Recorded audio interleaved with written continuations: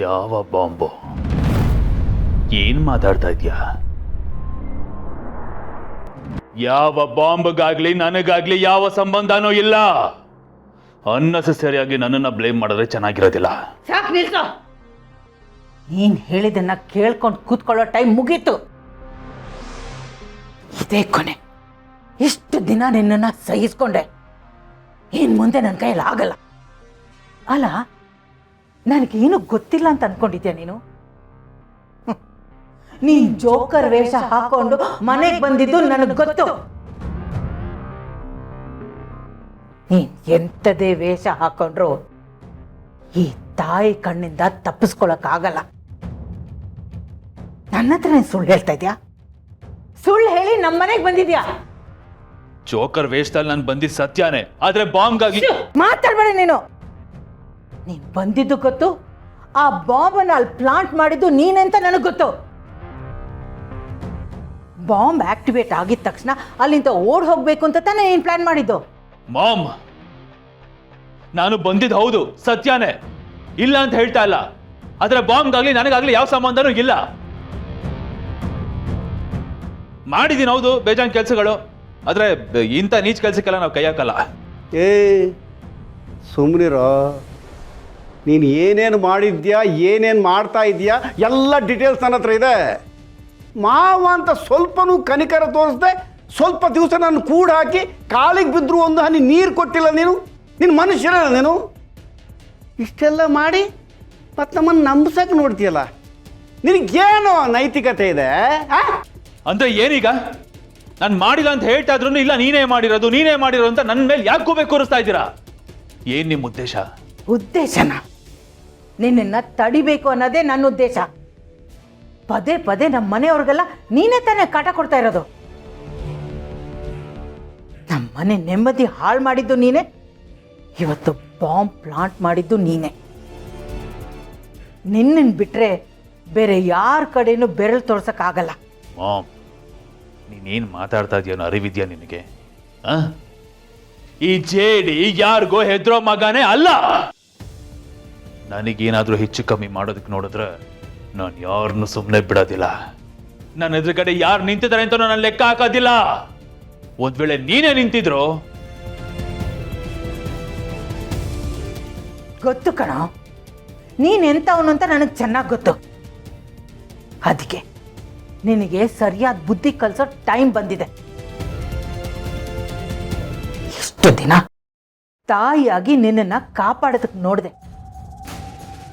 ನೀನು ಮಾಡಿರೋ ತಪ್ಪುಗಳನ್ನೆಲ್ಲ ಮುಚ್ಚಿಡಕ್ಕೆ ನೋಡಿದೆ. ಆದರೆ ಅದೇ ತಾಯಿ ಇವತ್ತು ನಿನ್ನನ್ನು ಪೊಲೀಸ್ ಅವ್ರಿಗೆ ಒಪ್ಪಿಸೋ ನಿರ್ಧಾರ ತಗೊಂಡಿದ್ದಾಳೆ. ಅದಕ್ಕೆ ನನ್ನ ಜೊತೆ ಪೊಲೀಸ್ ಅವ್ರನ್ನ ಕರ್ಕೊಂಡು ಬಂದಿದ್ದೀನಿ.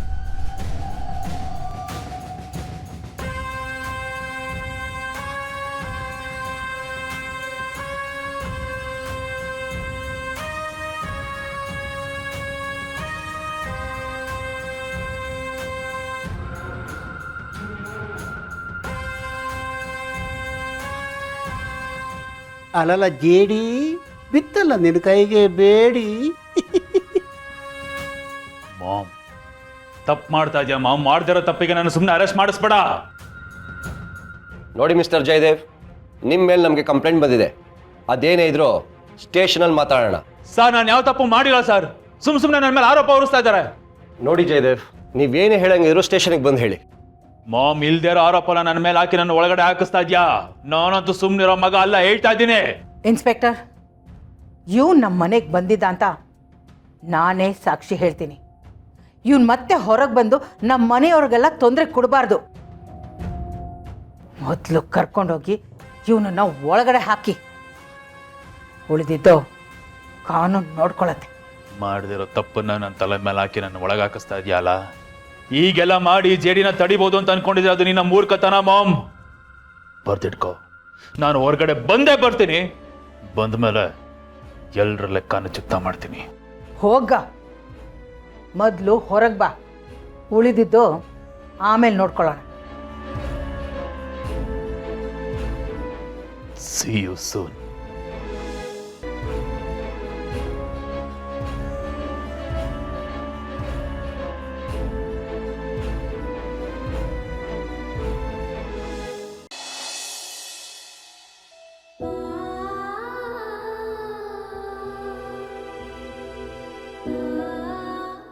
ಮಲ್ಗದ್ರ?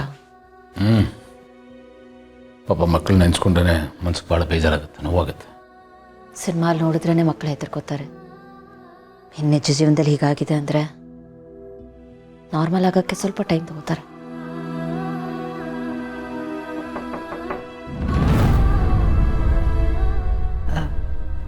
ಮಕ್ಕಳು ಮಲಗ್ಬಿಟ್ರ? ಆಮ ಇಷ್ಟೋ ತನಕ ಎಚ್ಚರವಾಗಿದ್ದರು, ಈಗ ಮಲ್ಕೊಂಡ್ರು. ತುಂಬಾ ಹೆದರ್ಕೊಂಡಿದ್ದಾರೆ. ದೊಡ್ಡವರು ನಾವೇ ಭಯ ಪಡ್ತೀವಿ, ಇನ್ನು ಇವ್ರು ಚಿಕ್ಕ ಮಕ್ಕಳು, ಭಯ ಆಗಲ್ವಾ?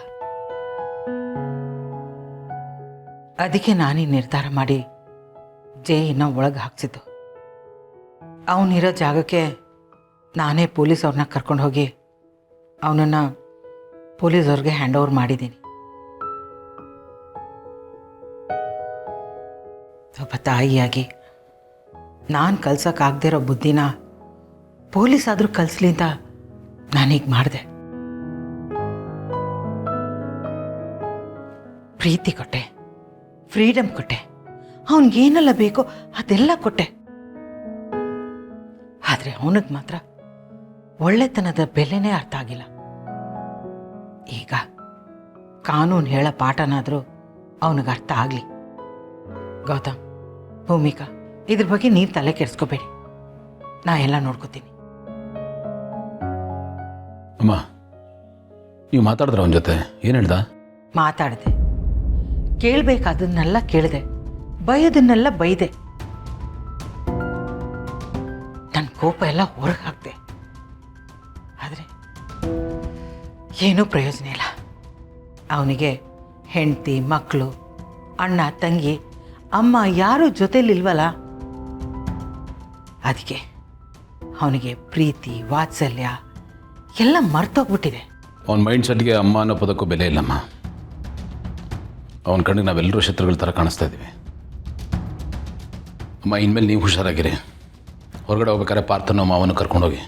ನೀವು ಮಾಡಿರೋದನ್ನೆಲ್ಲ ಮನಸ್ಸಲ್ಲಿ ಇಟ್ಕೊಂಡು ಅವನು ಒಳಗಡೆ ಇದ್ದರೂ ಬೇರೆಯವ್ರಿಗೆ ಹೇಳಿಸಿ ನಿಮ್ಗೆ ಅಪಾಯ ಮಾಡ್ಬೋದು. ನನಗೇನಾದರೂ ಆಗಲಿ ಗೌತಮ್, ಪರವಾಗಿಲ್ಲ. ಆದರೆ ನನಗೆ ನೀವೆಲ್ಲ ಚೆನ್ನಾಗಿರ್ಬೇಕು.